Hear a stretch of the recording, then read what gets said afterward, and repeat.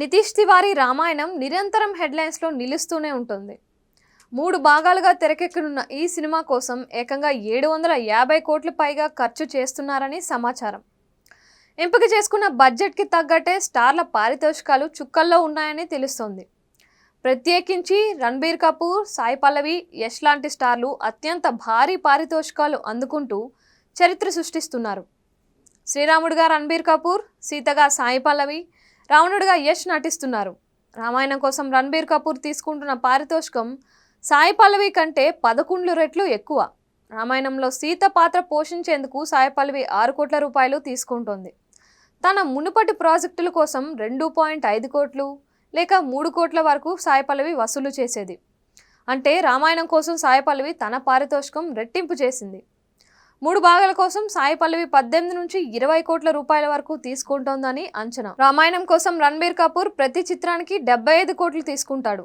అంటే 3 భాగాల కోసం మొత్తంగా 225 కోట్ల భారీ మొత్తాన్ని సంపాదించే వీలుంది.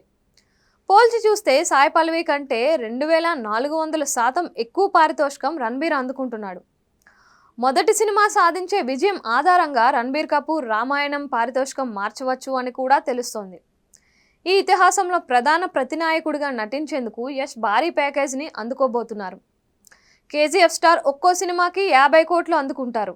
అంటే 3 భాగాల కోసం ఏకంగా 151 కోట్లు వసూలు చేస్తున్నాడు. ఇతర స్టార్లకు కోట్లలో పారితోషికాలు ముడుతున్నాయి.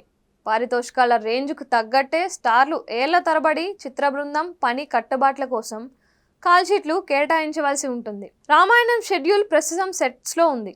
అరుణ్ గోయల్, లారా దత్తా సెట్స్లో కనిపించిన ఫోటోలు ఇంతకు ముందు లీక్ అయ్యాయి. ఈ చిత్రంలో రాజా దశరథ్గా అరుణ్ గోయల్ నటిస్తుండగా లారా దత్తా కైకేయిగా నటిస్తున్నారు. ఈ నెలలో రణబీర్ కపూర్ రామాయణం షెడ్యూల్లో పాల్గొంటారని, సాయి పల్లవి, యష్ జూలైలో మాత్రమే షూట్లో జాయిన్ అవుతారని తెలుస్తోంది. ఇటీవల అయోధ్యలో రామాయణం కోసం 11 కోట్ల రూపాయల విలువైన సెట్ను నిర్మించారు. ఈ సెట్లో కీలక సన్నివేశాన్ని తెరకెక్కించాల్సి ఉంది.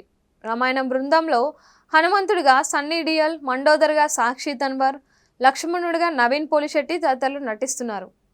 రామాయణం మొదటి భాగం 2025లో విడుదల కానుంది. రామాయణం 3 భాగాల్లో శ్రీరాముని జీవితంలోని వివిధ దశలను తెరకెక్కిస్తారు.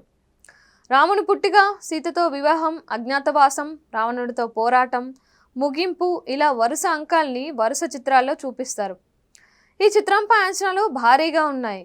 సాయి పల్లవి సీతాదేవి లాంటి ఐకానిక్ పాత్రతో బాలీవుడ్లోకి ప్రవేశించడం చూసి అభిమానులు చాలా థ్రిల్లింగ్గా ఫీల్ అవుతున్నారు.